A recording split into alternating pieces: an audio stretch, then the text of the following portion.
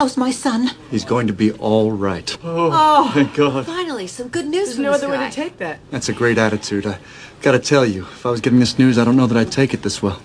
But you said he was all right.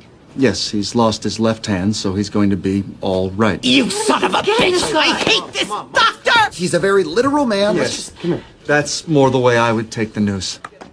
Oh, this guy again. How is he, doctor? It looks like he's dead. Oh my God! Oh, little guy. The tears aren't coming. The tears just aren't coming. Just to be clear, it looks like he's dead or he is dead. It just looks like he's dead. He's got, like, blue paint on him or something. But he's going to be fine. What is wrong with you? Doctor!